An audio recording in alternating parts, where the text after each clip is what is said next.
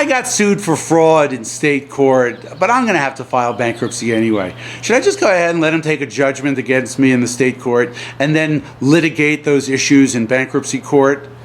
My name is Ron Drescher. I'm an attorney practicing bankruptcy and creditors' rights in Maryland, Delaware, Pennsylvania, and Virginia, and please do not do that.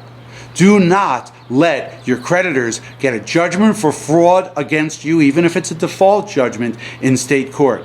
Because in many states, including Maryland, they consider that the fraud judgment is binding against other courts that are going to consider the same conduct. And that's a disaster for you, because then you don't even get to have your day in court in bankruptcy court to say, well, Judge, really I didn't commit fraud for all of these different reasons. What you need to do is you need to either defend that fraud case in the state court and try to win it, or you need to file the bankruptcy before they enter a judgment in the state court and then litigate that matter in the bankruptcy court.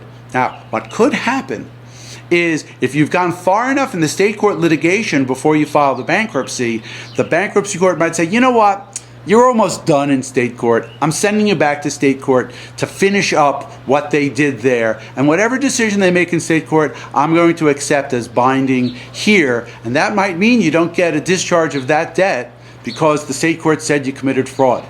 That's why if you're going to file the bankruptcy and you want to litigate it in bankruptcy court, you ought to file the bankruptcy right away and not let the state court proceeding go beyond the point of no return. My name is Ron Drescher. I'm an attorney practicing bankruptcy and creditors' rights. And if you've been sued for fraud, please pick up the phone and call me, because I'd love to hear from you and see if I can help you make the right decision.